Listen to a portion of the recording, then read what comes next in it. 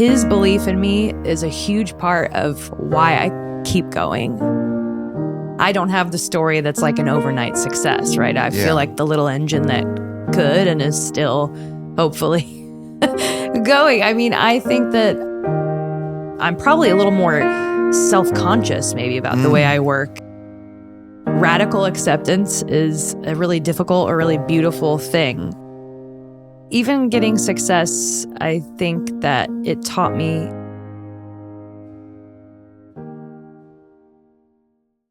Steph Jones, welcome to the podcast. Thank you for having me. Before we get into things, if someone didn't know you or what you did and you had to explain it to them, what would you tell them? Whoa. I mean, as as a songwriter. No, like you're sitting there waiting to board a plane at the airport and someone's like, what do you do? Who are you? What's your thing? I mean, I'd probably, for simplicity's sake, probably say, I'm a songwriter, and I like people. That's probably that would probably sum me up. I think. Okay, now I'm gonna be the nosy person that I would be in the airport. I'd be like, oh, that's cool. Like, do you have a pub deal? And then it would probably lead to the inevitable question that I'm really interested in is like, do you have cuts? So, what are who are some of the artists? Anything I would know of, anything I've ever heard. Yeah, correct. You know, and sometimes I'm like, maybe, I don't know what you listen to, because now there's so much music. There can be giant songs even that I'm like, oh my gosh, I forgot that happened, you know? But what are the ones like in the States, the recognizable songs in the States? I would say for me, I think people would maybe think of, I would say, people by Selena Gomez, Nonsense by Sabrina Carpenter, Espresso by Sabrina Carpenter, Hole in the Bottle with Kelsea Ballerini and the version featuring Shania Twain, If We Never Met by John Kay. Those are probably like ones I would probably just say to people, first of all, where I would be like, maybe you know who these people are. And like, oh, you're legit. Yeah. Or it'd be a grandma and they'd be like, oh, I've never heard of them before. Right. Yeah. Yeah. They're like, no, I've had people that are like, still don't know. Still never heard of that. I've had people. Yeah. I don't know that Espresso song. No, I have had people be like, I've never heard Espresso. And I'm like, honestly, that's iconic. Don't change. You know? Yeah. Stay out of it. Yeah, sure. So my next question is, who were you before the world started validating your work, and how has success changed or not changed that person? Who was I before? Hopefully I'm still that same person. I think that, I am a person who's just grown up loving music. I learned to write music in church, and I I've been writing for a really long time. And what was the second part of that? How has success changed you? Changed or not changed you. Oh, because now you get to be like, you get called out to write a lot in LA, like you were saying before we started. Do you view yourself differently? I mean, I think that sometimes I'm like, how did this happen? Just been like working for like 12 years or something, and I don't have the story that's like an overnight success, right? I feel like the little engine that could and is still hopefully going. I mean, I think that, even getting success, I think that it taught me, I really don't know what people are going to like. And I really can just stand behind my taste and what I think is good and go off of my relationships with people. And I really follow that intuition with artists, with writers, and just kind of go from that place, because most of my success typically hasn't been with people that everybody was like, what are they going to do next? It's been like, who is that person? So I think success has changed. Obviously, it changes things, right? You think differently. I'm probably a little more self-conscious maybe about the way I work, I would say. But overall, I think it's been a really cool and life-changing experience in good and weird ways. So What does writing songs give you that nothing else in life does? Writing songs has given me some of my best friends. Writing songs has given me confidence. It's given me a place to put some of my feelings, and a place to believe, I think, in people, in the power of music. So, yeah, I think those are some things it's given me. Mm-hmm. Someone said you don't have friends in the music business. And my question was to him, like, do you have friends in the music business? Because someone told me that because it's so like, and my friend said the music business is a whore. Yeah. But on the songwriter side, I feel like there's something sacred and almost holistic and protected. Yeah. With those artists. Sure. Within those rooms that are able to open up and have the conversations and share the feelings and be able to go deep or be playful and wild and funny and crazy or whatever it is that day. Yeah, definitely. And I'm not hating on the music business at all, but I mean, it's definitely hateable. Yeah. For sure. Yeah. It is not. It is a hard business, you know. Yeah. Absolutely. It's taught me some of my most painful lessons and also given me some of my highest highs, you know. It's like I always say to people, I feel like we're like in Vegas sitting at the penny slots with an oxygen tank on, just like pulling like one more time, like just trying, you know, trying again. And it's the thing that doesn't love you back often. And if it does, it's for a short amount of time. So you really have to learn yourself. And I'm all the time learning how to not rely on this infrastructure to give me what I need in life and tell me who I am, because it changes its mind about you very quickly. So it's not a safe place to rely on, you know. What was the hardest lesson it taught you? I think that the music industry, just has taught me that give me a lesson, like an actual tangible experience, if you can, that we can like dive into and you can put me there.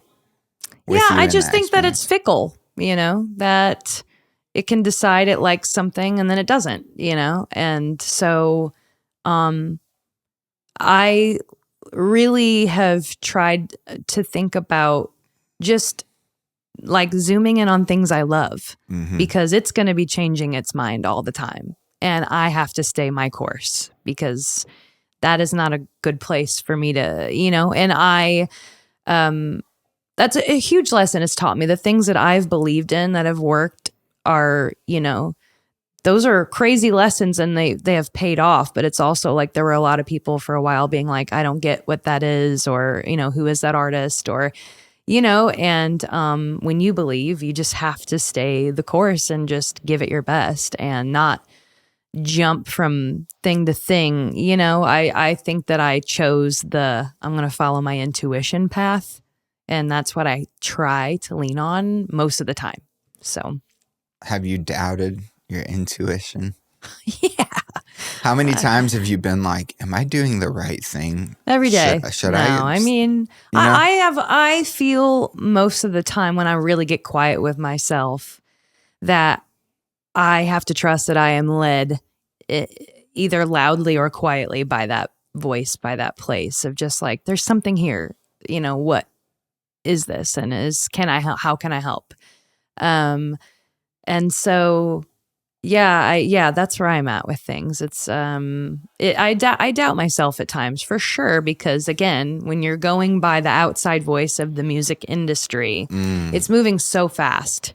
And because of, you know, TikTok and all these things, like people put out songs, if they don't go viral right away, you know, we're moving on to the next thing. But one of my biggest lessons has been in my work with artists, where it's been a really long chunk of time really working, like, you know, where a song, no one thought anything of it, and then it ends up working because we've, you know, done the things. So you started writing with Sabrina when she was 16. Yeah, I met Sabrina when she was 16, and she was signed to Hollywood Records. Okay. And I was published by Disney.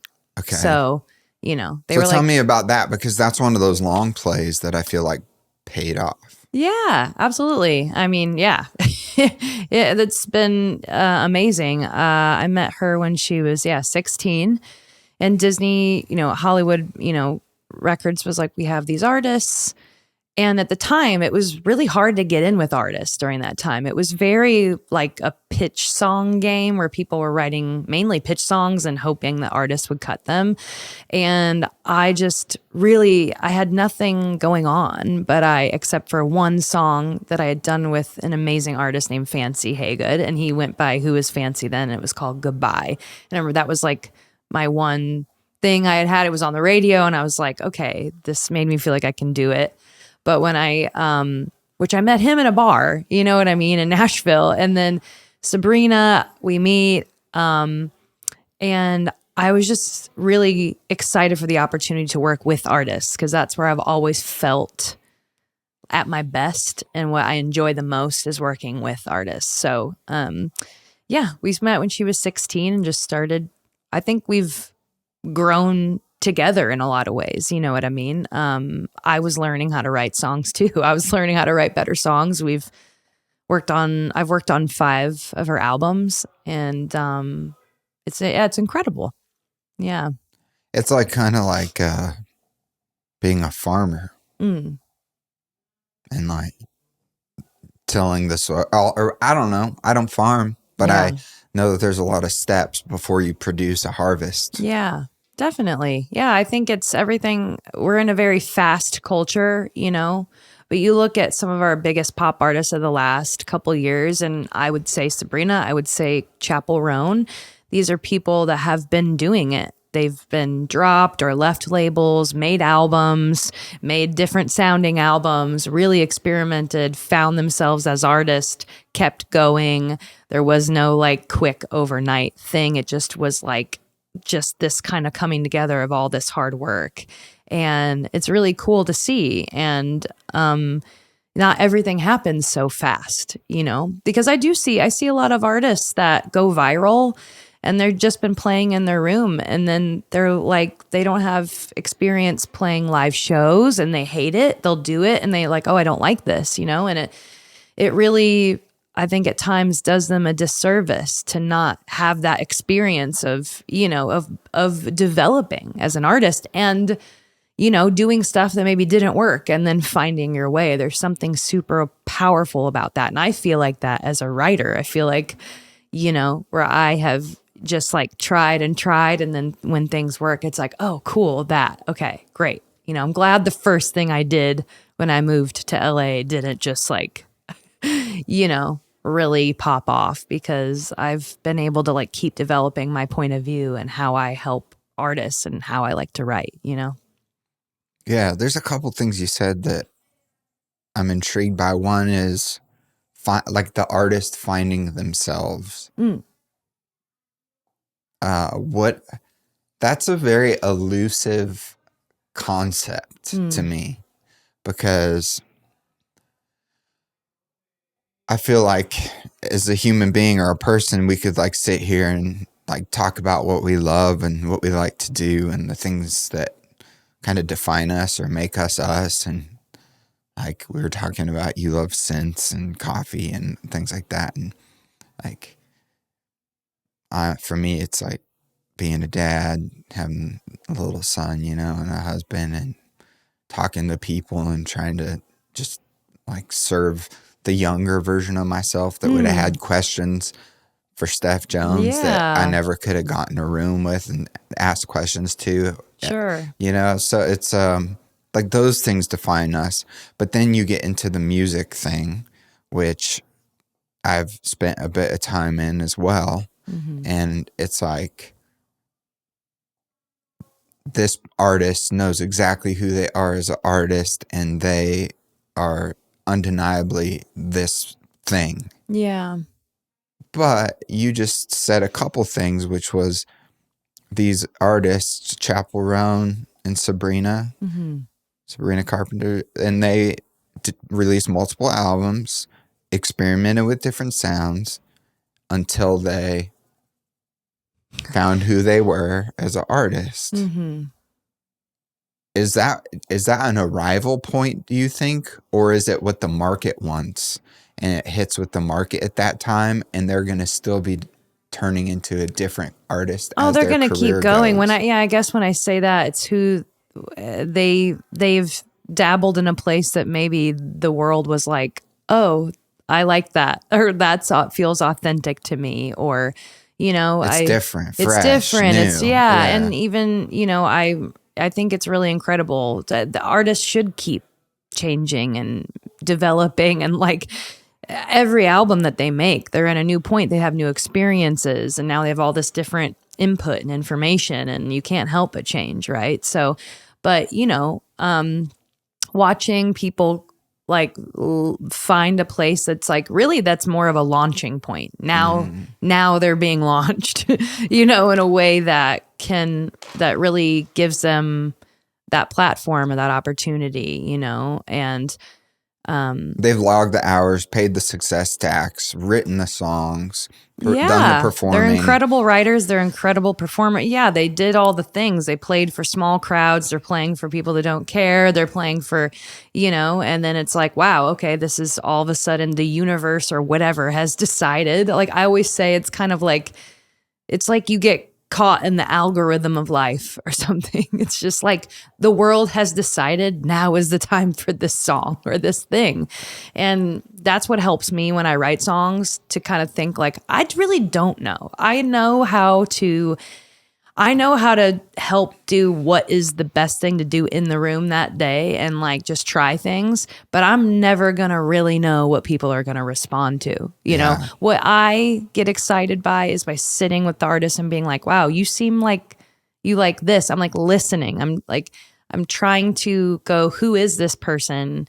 And I'll even sometimes like look at their social media and stuff and just be like, is there anything that's not coming through in the music that I experience with them in person and maybe not online, or that, what's like this like real, what do I see at least as like one of the most authentic pieces of this person, and can we major on that in some way, because that's powerful. I think, I think now people can really tell more than ever when you're being authentic or not, right? Like the general public is not stupid. And I think the Gen Z folks are more apprehensive to what is legitimate and what is not. Yeah, and stuff is just like fun, when Julian Veneta and Sabrina and I wrote Nonsense, right? We wrote that in Nashville, Tennessee. So we were like, Julian was like, let's put, pedal steel on this. So it's like, we're here. This is fun. Like I haven't heard this kind of sound with the pedal steel. And then, and then from that, she says at the end, like, we took these lines that didn't make it into the part of the chorus that she put at the end, where it's like, woke up this morning, thought I write a pop hit. Like she'd said things, and then it became like in live shows, she was like, I'm going to put the city name in here. And then in the tour where she was at, and that took off, it went viral. And then, she and Julian and I like, and mainly because of her tenacity and being like, we have to keep going. I need to keep putting these city names in it because it's like people are really loving this.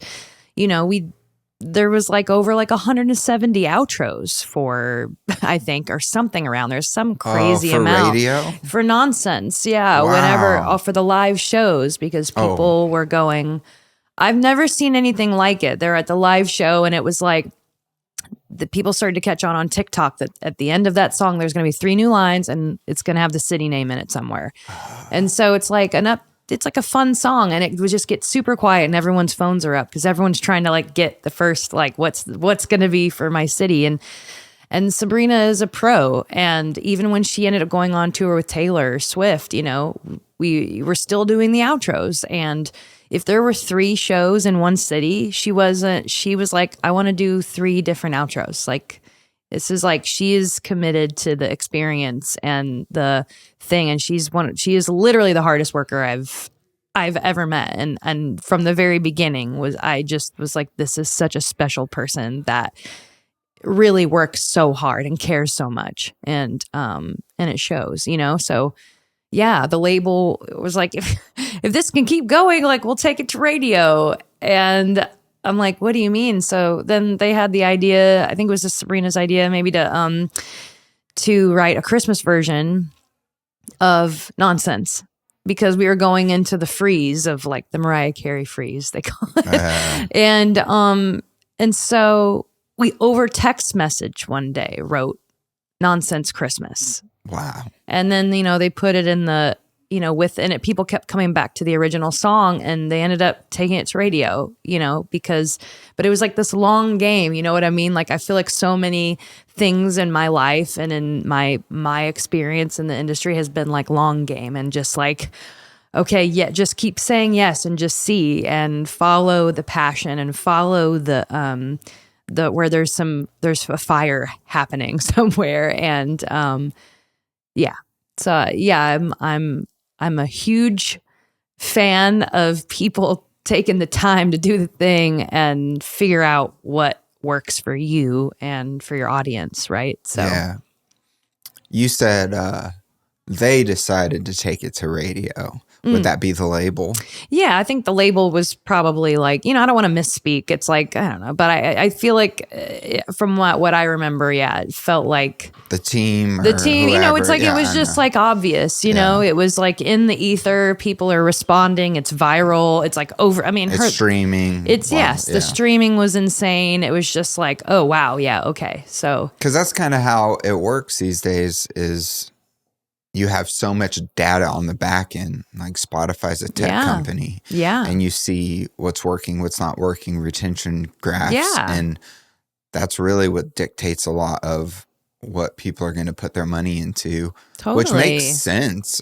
It's there's two sides of it. There's like the, I think the artisty Bob Dylan side that would have been like, I don't care about your algorithms and stuff or whatever.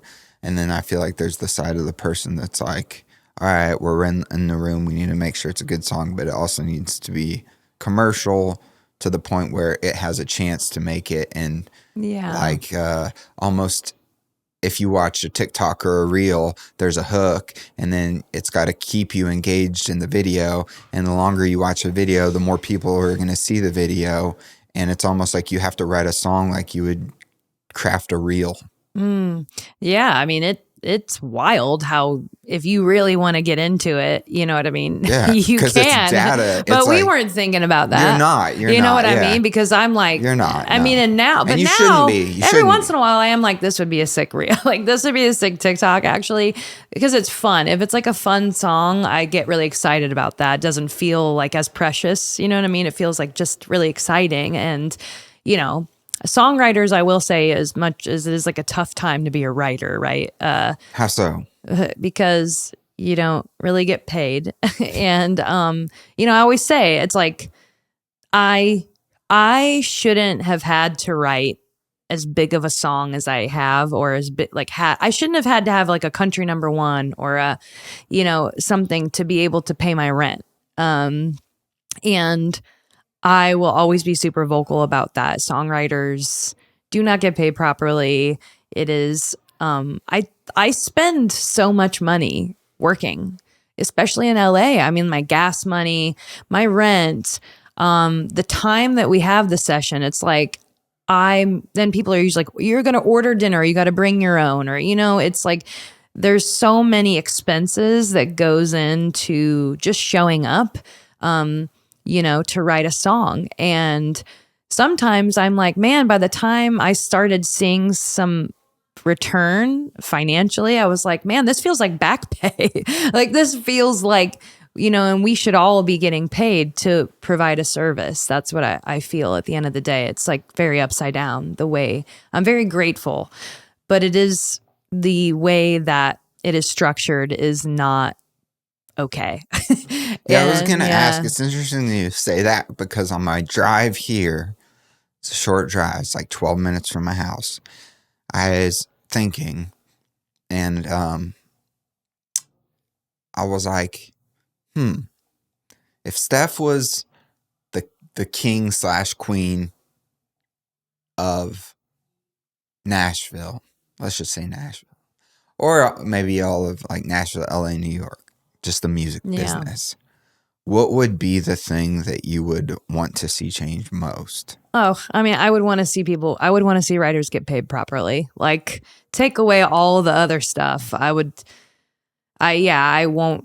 It doesn't matter how much I achieve. I'll never stop talking about that. Yeah. Like if you get a cut, it should make you some money, kind of a thing. Yeah. Like, I mean, you don't get paid to work, you're not getting paid to like go to a session. If you're an actor or something, you're getting paid to show up to set. Right. And regardless of if that song or if that movie does well or not, you've at least been paid to be there to do the thing. The outcome is not predicated on the pay. Yeah, I always tell people like if you were a chef at a restaurant and they're like, "Hey, so you're not going to get paid to make these meals, but if someone takes a photo or a video of them just really enjoying your meal and it goes viral and like I'm like talking super viral, we'll pay you for it." It's like what? That doesn't make any sense.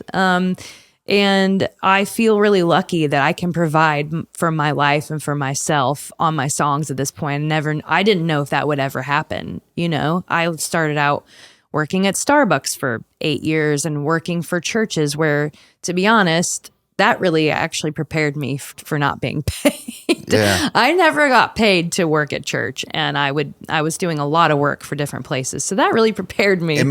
Were they smaller churches that were super fundamentalist? No.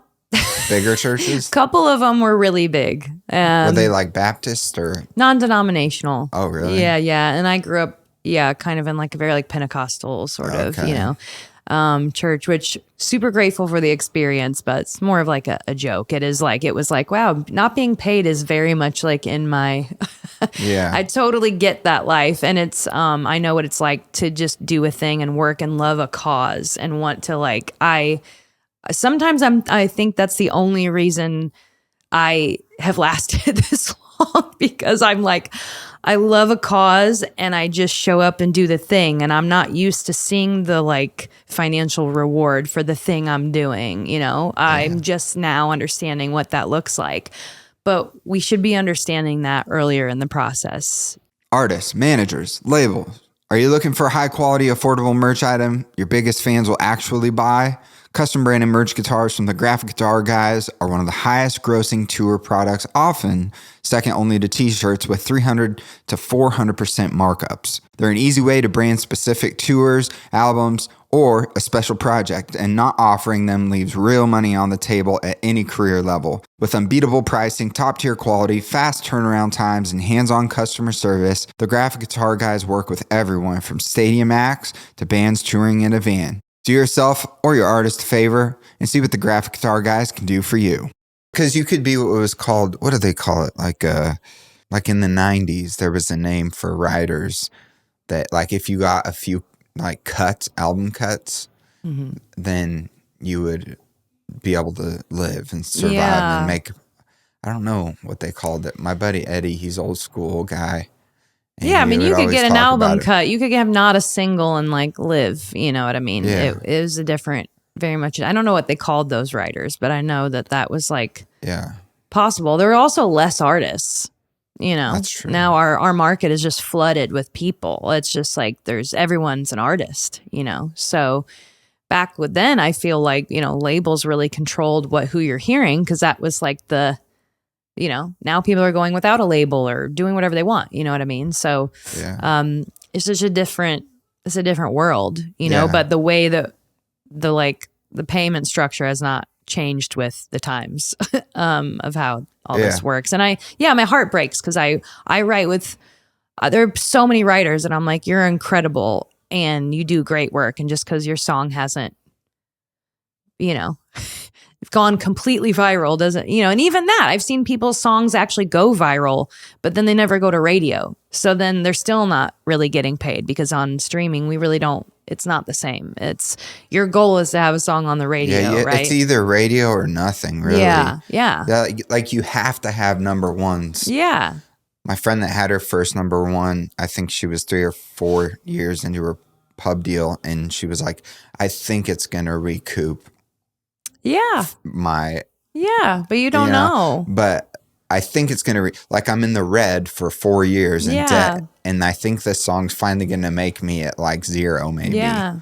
Like, it's kind of crazy to think Totally. about When I had my first number one, I think 33 years old.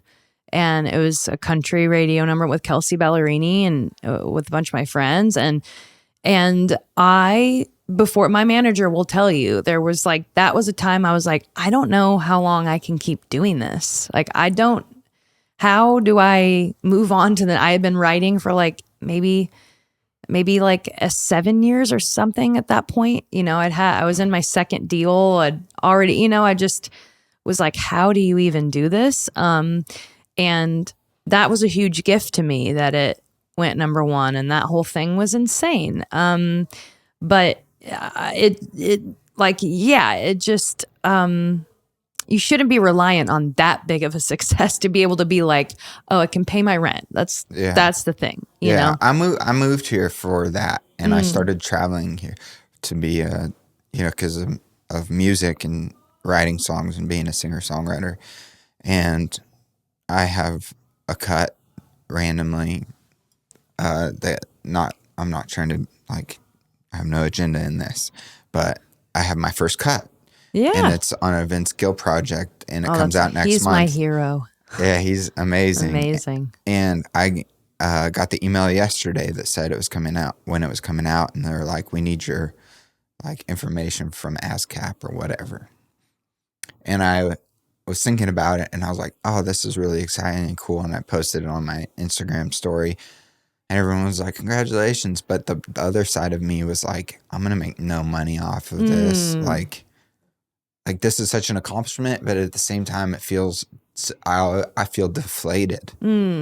Yeah, that makes sense. It's like, this should be, I mean, it is an honor, and it's amazing, right? It's incredible, right? Like, but yeah, when you, it is. I'm just using myself as an example. No, it puts music on a weird plane of like, why am I thinking about if this will make me money? I shouldn't have to just be, I just want to be doing stuff I love, you know, and like being like, cool. I don't know. I just think, like, especially with streaming and everything, in my mind, there should be like streaming bonuses, like something where it just simply means, if you guys are making money off of this, so should I. Like, I helped write the song, you know, I was there. And so it really just, I really think ships should rise together. And in a lot of ways they do, but it shouldn't have to be that extreme to feel like there's a reciprocity happening, you know?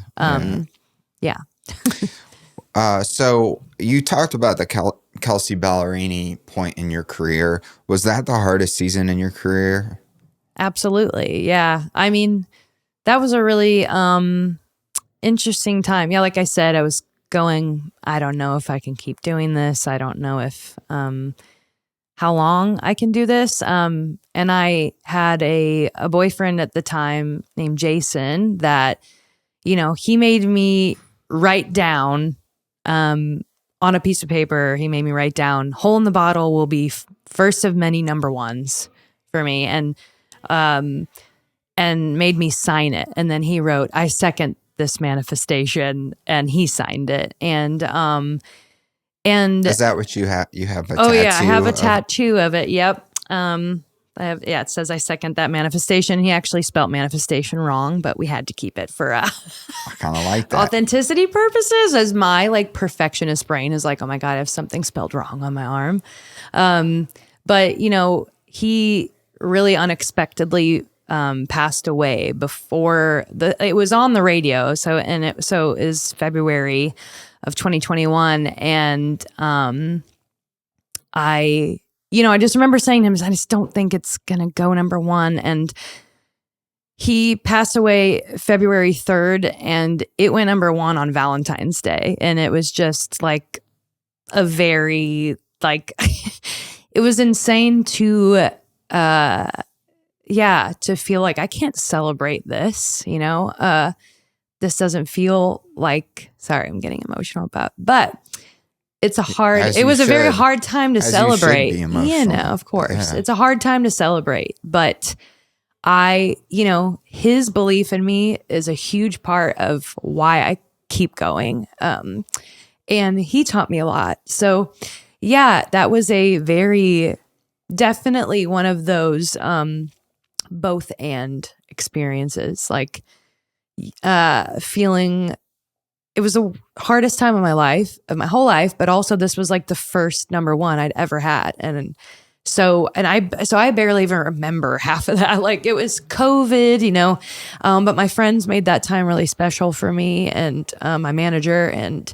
But yeah, life is weird like that. You don't choose it. I'm so glad that something positive happened, but it was definitely during a very challenging time of my life. Yeah, for sure. That's interesting. Mm-hmm. What lie did you believe about success before you experienced it firsthand? Oh. What lie did I believe about success? Yeah, maybe there was probably a piece of me that felt like, yeah, when you achieve the thing, you've made it. All I need is it was, for me at first, it was like, all I need is the country number one, and then it's like, well, now I've had that, and I feel now what else? This never really fully feels like it's enough, it's just gotta be a pop number one. Nothing's ever enough. And unless you decide that being in the experience is enough, right? Mm-hmm. That just being here, I'm so grateful that I've achieved what I've achieved with my friends too. And yeah, that it's like it's like what everyone says about success. It's like that it's always not isn't what it's cracked up to be, like all these things, but I'm very grateful. And at the same time, it's also made me really want to focus on other parts of my life too, which to be a more well-rounded person. And this is not everything, right? This is a job at the end of the day. And it is a really, really cool job, but there's a lot more to me as a person than, more than just what I do for work, right? Oh, 100%. Yeah. Yeah. I think it's interesting that we equate the airport question, what do you do? Yeah. To what we do to get paid. Sure. Like that's the instant answer. Oh, I'm a songwriter, or oh, I do a podcast. Yeah. It's like the way we identify ourselves. Yeah, definitely. As humans with other humans. But it's like, who am I? What do I do? Like, I don't know that's such a narrow little piece of the pie. Mm-hmm. You know what I'm saying? Yeah, of course. I mean, even within the music industry, the question is, what are you working on? I always want to be like inner peace. Like, yeah, you should say that. I'm like, working on a lot of things. I'm in therapy. But because working on myself. We're all just, everybody's like trying to find the question to connect, right? And jobs are like what our culture says, like this defines you as a person, and also tells me whether or not you're a person of value, right? To me, right? There's like a judgment that happens. It's like what people use to put you in a box, but no one's saying, hi, who are you? Yeah. Yeah. So, but that's just because what our culture has decided is like that's the icebreaker. I guess it is. Yeah. And not everybody is ready to say who they are. And some people are way more comfortable talking about what they do than who they are. And that's a totally other thing, right? And I'm sure there were times throughout my career where maybe I've felt more identified by what I do versus who I am, because they work together, but they're not one thing. Okay, let's go back to the airport. Yeah. And I ask not what you do, but who you are. Yeah. What's your answer? Yeah, I am a songwriter. I do that, right? Like, I am a person who loves people and fragrances. And What brings you joy? What brings me joy?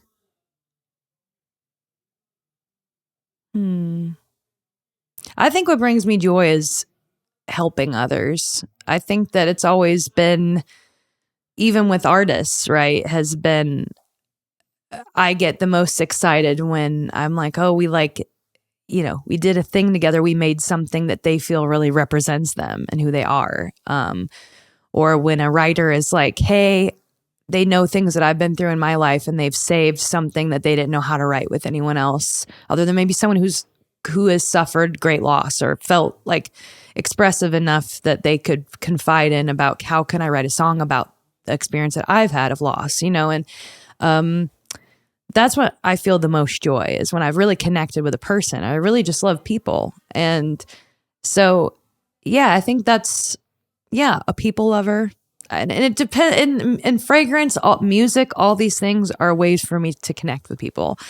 When I bring fragrance into a room or when I smell fragrance with an artist, it's like I will learn things about them that I would have never learned by asking a question. I get to learn what they like, what they don't like. Sometimes there's like a story connected to childhood that they're like, oh, this reminds me. There's some memory. Obviously, scent is one of the greatest senses tied to memory. So I get to hear things that I wouldn't have ever learned if I just was like, hey, what are you working on?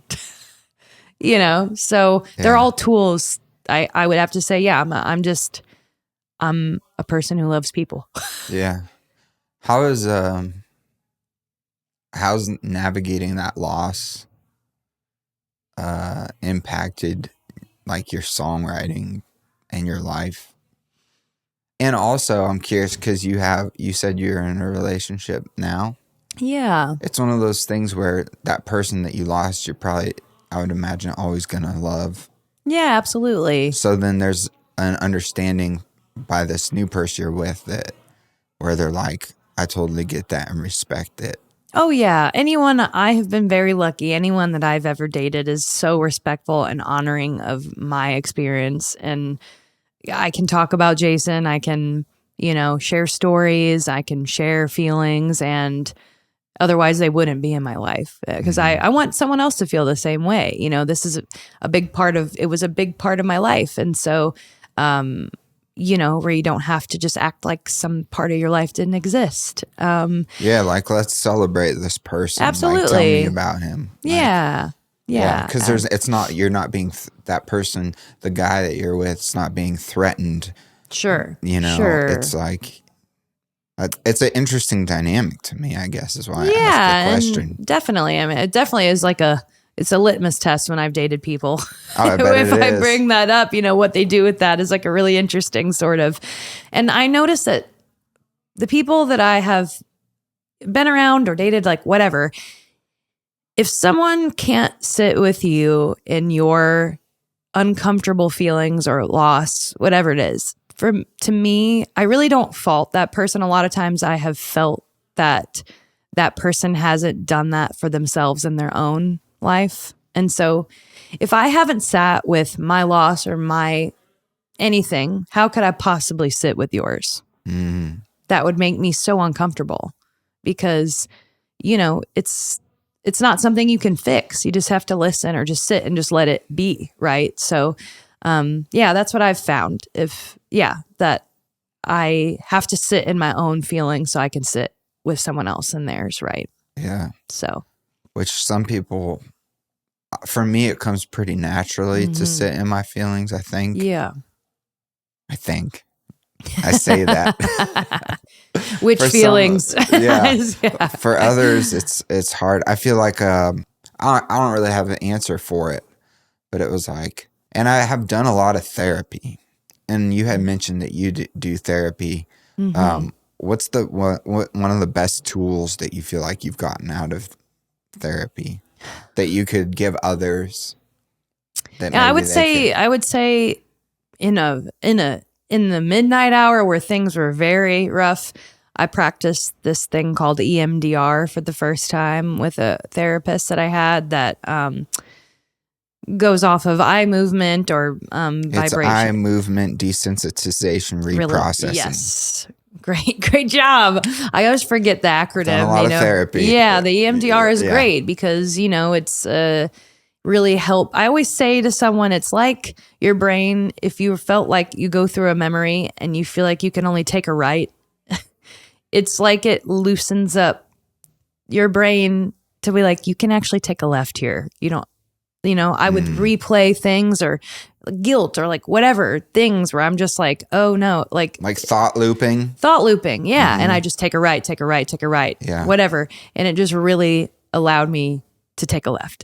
I love that. That's the way That's a good way to put it. My dude put it as it's like as if you have your mind is a file cabinet and one of your files got like placed incorrectly, so it's a little like out of place. EMDR allows you to kind of refile that file away correctly. It's like the soft reset on your iPhone. We're gonna keep making up. Yeah, it's like it's an analogy. It's but it's really powerful. Yeah, absolutely. Yeah, that has been super powerful. And then God bless my current therapist, Larry, who he's an older man that I'm like, please live forever. I need you here. Larry. But he does a lot of he's amazing.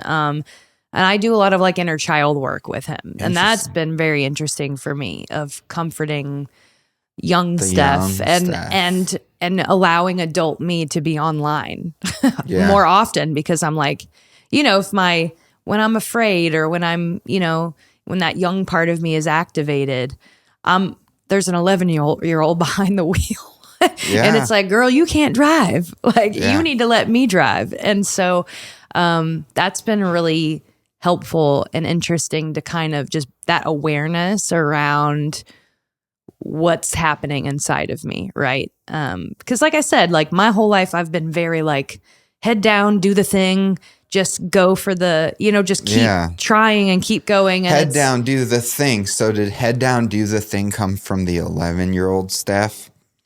I think, and also just because that's what you got to do to like have a job and try, you know what I mean? But not everybody has that determination and drive. You know what I'm saying? Yeah. Like it takes a special breed of people. And what I find is that most of them have something where it was like, they weren't good enough or they didn't feel good enough or whatever it was that was something as a kid. And then as an adult, that turned into a superpower because it made them work so hard because they felt like they were never good enough. So they accomplished something great. Yeah. But they struggle with the 11-year-old that they don't even realize is driving the car, into a ditch. For real. Yeah, definitely. I'm sure there are places from growing up. Yeah. Of like, I got this. Like, I have to perform. I have to like, the head down, perform, get validation, I'm sure is at work in me when I'm feeling young, right? Like it's I hope I'm accepted. Be accepted. I think probably acceptance for me, for sure. And but when we can give that to ourselves, like no one can really tell you anything. If you can accept yourself, and that's what I'm working on. It's not like I've done this, but that's what I'm working towards all the time. Like, what are ways that I'm not accepting myself or not accepting the life that I'm in? And I think even in loss or whatever, I mean, radical acceptance is a really difficult or really beautiful thing, Radical acceptance. Yeah. What does that look like? I think I always say, even when Jason died, I was listening to a lot of these teachers and like spiritual people. And one of the biggest things I took away, I remember somebody saying, you could live your life like this shouldn't have happened. And that's a double bind because it's like, where do you go from there when you have the thought this shouldn't have happened about anything, right? Your career, your life, a loss, a relationship, this shouldn't have happened. There's nowhere to go. It's like, it couldn't have gone any different because this is the way it went. And now what? Right? Because, and I think about that with my career even too, where it's like, I should have, it should have happened earlier, or should, whatever it is. Like we all do that with stuff. And learning to just accept where I am and this moment, right? And just soak up the moment that's in front of me. Yeah. I like that. Yeah. All you have is all you have is now. Mm-hmm. You don't have the past. You don't have the future. Yeah. And so much of what we think about is both of those things. Yeah. And I think about it with writing songs like that too, because it's like, if you think about too much of what's going on outside of the room, it's just like, what can we do today? That is like, what's the best thing we could do together today? Yeah. And what does that look like? Is a powerful place to come from, I think. Yeah. Are there principles that you take in your life from your previous faith journey to where you're at now? Yeah. I mean, definitely. It's that part of my life will always be a huge part of my life. And I think the thing I think about in music the most is I do still think about where it says, give us this day our daily bread, right? Because I don't want what's stale and from yesterday, because that's old. And I don't want the idea that isn't ready yet. I want what's for today. What's the daily bread? Like what's for today. So I definitely still apply that in my life and other things. It's the same, principle as everything else. Like every part of my life has a seat at the table and is a part of my story. It makes me who I am, So yeah, I definitely still apply some of that to my life. Yeah. Mm-hmm. It's so interesting to me, and it's sad because I grew up working in church, like you. Mm-hmm. Like I started doing the worship band thing in 6th grade. Yeah. And then you do it all the way through Where else could you be like terrible and like on a stage and like exactly. learning to run live sound and like riffing and like playing wrong notes and everyone's like sick. Yeah. Yeah. Incredible. And everybody thinks you're the coolest person. Yeah. And you are. I met my first best friend at school and she was like, I go to a church where we pray in tongues. And I was like, my grandma does that. I love my grandma. I want to go with you. So I started setting my alarm. Nobody made me go. I wanted to go. I've always just been drawn to what I believe is just like the otherness of life. Like nobody made me go anywhere. It's always just been on my own sort of like, oh, I want to do this. Like, and then, my dad ended up coming back to church at some point and then we went together and, all these things. So, but I made that decision and so, but it was always just from like a really pure part of me, right? So in the purest form, I think it's all, beautiful and can be really, really beautiful. And I'm just always on a journey of like, what does that mean to me now? What do I believe now? And I completely respect other people's beliefs too. And, in my house, I got a Buddha next to my piano. I've got like a Jesus. I got stuff from my grandma's house. It says like, keep me going, Lord. It's like my house is like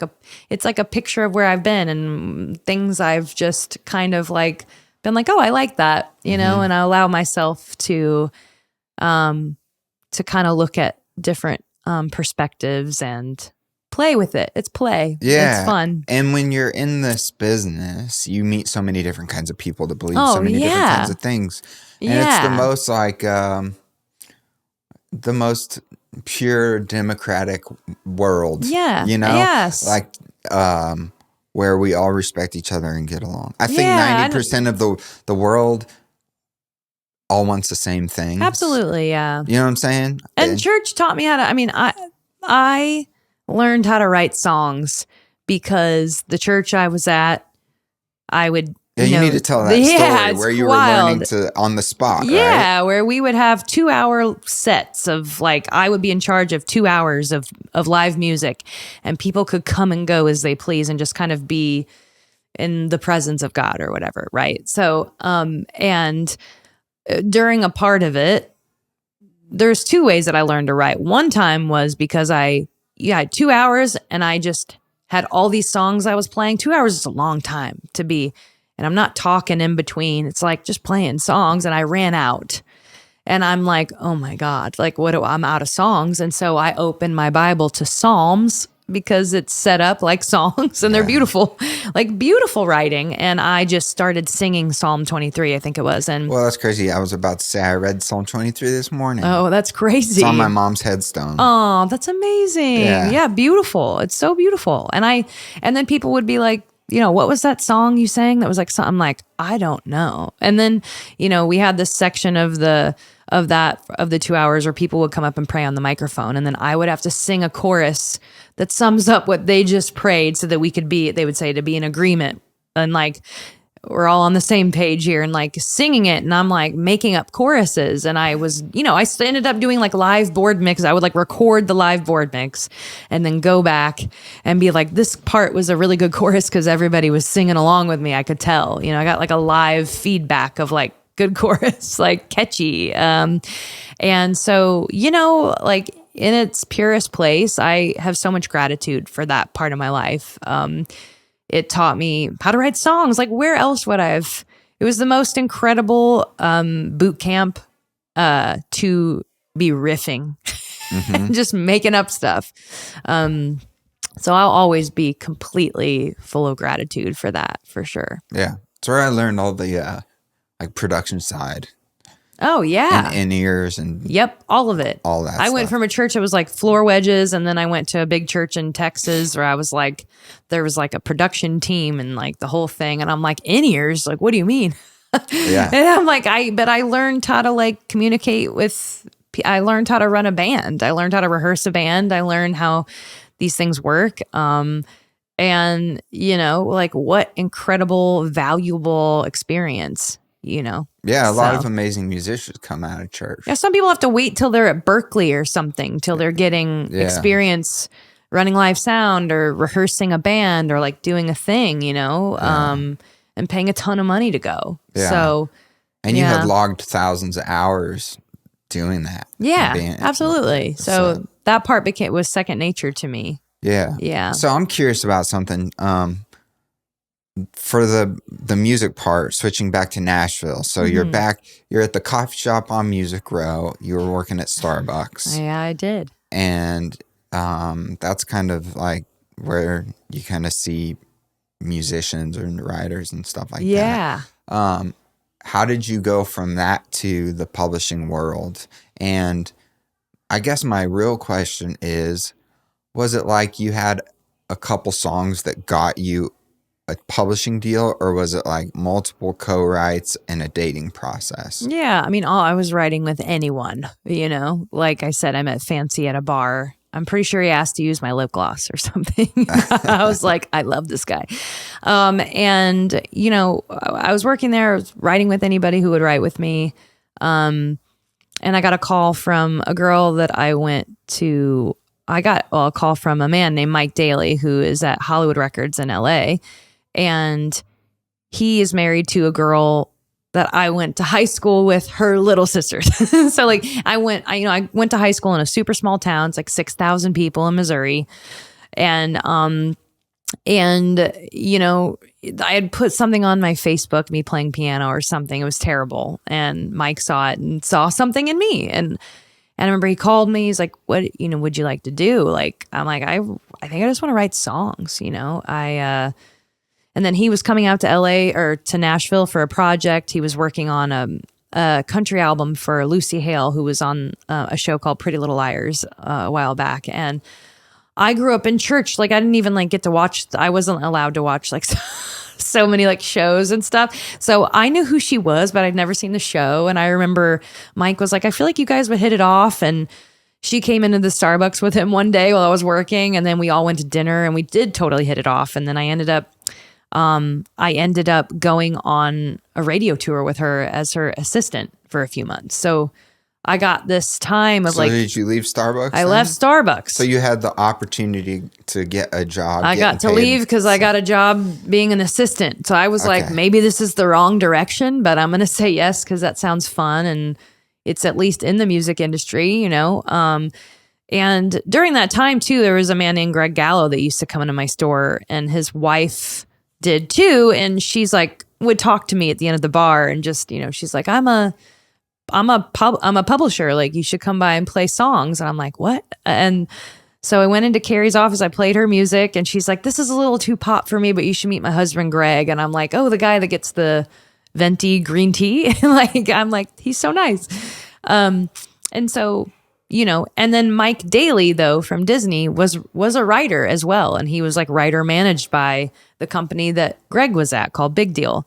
So I then go out on the road with this artist, and I'm not really writing songs, but I had been, right? So with Fancy, and he was really the most established artist I had been working with. And while I was gone on the road, like his career was really taking off, and I ended up having, I think, his first single called Goodbye. And so, while I was out on the road, I'm just learning how to be an assistant. I'm seeing what artists are going through out on the road. It's so hard. And I have a different respect and understanding from that point, from seeing how hard it is to be out there and being an artist. Like, it's not all the fun stuff. It's like very tough work. And so while I was gone, by the time I got back, they offered me a deal together. They were like, Big Deal and Disney, because there's so much intertwined between the two of them. And I had a song that ended up going to radio, so I did a publishing deal. So that's kind of how, but I was at Starbucks for, about 8 years altogether, in Missouri and Texas and Nashville. But that Starbucks was my last stop on the Starbucks Express. But that's that was like how it all kind of converged together, and I moved over from, one work to another. Can you walk me through writing Espresso? Because I feel like that is a thing where comes full circle to our coffee conversation. Espresso. Yep. It all comes back to coffee. Really, in the end. In the end of life, it comes back to the brew. It comes back to the brew. Yeah. One of my greatest joys in life is coffee. Oh, beautiful. Yeah. Mine too. I couldn't not do it. I have coffee like 3 or 4 times a day. No, it saved me. Coffee has saved me. When I was working in Nashville at that store, I'd be out till like 3 a.m. at Santa's Pub and at work at 6 a.m. just slamming that coffee. And it's just like this beautiful point where the hangover starts to hit, and then the caffeine's hitting, you're just shaking. It's just like no drug you could ever take. Yeah, just ride that wave into the sunset. But put us in the room. Put us in the room of the day that you wrote that song. Yeah. Because no one's gonna set out to think, like, in my opinion, let's write a song called Espresso, and it's gonna be a big hit. Yeah, that was Sabrina, as long as I've known her, has always said, I want to write in Paris or in, France. Like, she loves Paris. She had a song on it. Is that where this is? This is from Paris? One of those fragrances are from Paris, yes. By the way. I should have brought you the one I wore the day we wrote Espresso, but I did bring you 2 brands that I really love. Paris. So beautiful. Yeah, I hope you like them. I'm very excited. Those are 2 of my current faves. I think they're good. They're good ones. And she's the biggest manifester I know. You think about it, like everything she's ever wanted, that she says she's going to do, she does. She's amazing. She always wanted to work in Paris, and she had some time off on Taylor's tour, and very in her in true Sabrina fashion, she's got a few days off and she wants to spend it writing. So we all fly out, and we just had so much fun just trying stuff, and it's really that really special chemistry. I don't even know how to explain what happened. It's truly I don't even remember how it happened. I remember it just being very easy, and it flowed, and we just kept throwing out stuff, and it just happened, those rhythms, and it just felt so fun, and just had a really great time doing it. I wish there was some magical story I could tell about it, but it's we really, the second verse, we needed to wrap it up. It was so late, and we were like, let's just be like, I'm working late because I'm a singer, right? Because it was late, and she's a singer, and we need to go to bed. There is out of necessity. I think we always thought maybe we'll change that. That's breaking the wall too much. To me, I loved that line. It's the one that stands out the most to me. But it was the truest thing in the room. Yeah. It was late. She's a singer. It's like that was what was happening. It's like, so I'm like, yeah, what's in the room? Like, write what's in the room. And I'm glad we never changed that. Like, it's an iconic line. And so. But you went into it with the mentality of just, we're not going to chase this or try to be this. It was just having fun. It was really just having fun. She's so creative and she has her own vision, and you just kind of follow what she wants to do, and she takes us there, and it's super fun. It's a fun experience, and everybody, throwing out quirky lyrics and just like having a good time. And I was like, I think at the time, I was thinking even, because she has a perfume line, and it was like this soft skin, and I perfumed it for you, and I think it's called Sweet Tooth or something, her fragrance. So that's where we were thinking, like, perfume, and like, is it that sweet? It's like just writing to things that were going on for her and like things she's involved in. And so. And not taking it too seriously. Because I feel like in Nashville, like, if you're trying to get a pub deal and you go in for like that right or whatever, and they set you up on 3 rights, you're like, okay, these have to be the best 3 songs I've ever written in my entire life. And and it's so serious. And I feel like a lot of the artists and writers are like, the best songs, we were just chilling and this happened and then that happened. And the next thing you know, we had the hit. And totally. It was totally chill and fun. And sometimes you just need to escape, when we wrote it, Nonsense, that was probably about 3 or 4 months after my boyfriend Jason died. And I could look at, in one hand, sometimes I'm like, how psychotic is it that I'm like laughing in this song, having the best time? Like, that's so weird. But like, we need an escape sometimes. And if I would have just been writing how I felt, I probably wouldn't have shown up, to be honest. But it was like, this is with my friends and we get to do this thing, and there's no pressure and it's just fun. And that's healing in its own way. Right. And I think that sometimes that's what the world wants too. Sometimes you want to be in the feeling, and sometimes you just want to be reminded that maybe none of it matters. Maybe everything's all right or something, whatever that is for you. Right. So the reprieve from the heaviness of life. Right. So we need that. Yeah. Both. And like the songs that you're like, damn, that is the craziest line of like deep, like, oh my God, I'm going to cry, and then the one that has the biggest like release and fun and whatever. I mean, they kind of start to hit similar points if you really kind of walk around the feeling. It's just humanity, right? So, and Sabrina's always been really good at getting to the heart of that, right? And I feel so lucky that I have been able to be a part of so much of that. And, starting out at Starbucks and having a song called Espresso is psychotic and amazing, and couldn't have made it up myself. And I feel just really grateful to be a part of all of these pieces, Yeah. And I'm grateful to know the combination that's in your drink right now. I'm so sorry, No, it's cool. It's the coolest thing. This is everybody. This is the backstory before we end. So I was like, "Hey, what coffee would you like?" You said iced coffee with almond milk or something, and 1 stevia. Right. And then I watched that interview and you were talking about your coffee thing. And I was like, oh, that's not actually what she wants. That's not what she wants. But why would I be a diva and ask you for this drink? But you wouldn't, because that's so extra. Yeah. I mean, you would think. It's diva behavior. But, and you're totally not a diva at all in this moment. Moment. I know before we started you were. No, once the camera started rolling, I'm like, we're not a diva anymore. Yeah. But let's see if I can get this right. If you guys want to order this and you want to experience with Steph Jones, the hit songwriter experiences, and it'll bring your songwriting to the next level. Yes, it will. And this is not sponsored by Starbucks, but I do encourage you to buy the coffee for the person behind you. Exactly. It is a shaken espresso. I'm going to do this from memory. Okay, I want to show shaken you the sticker. espresso. 1 stevia, coconut milk, cinnamon, Yep. Powder on top.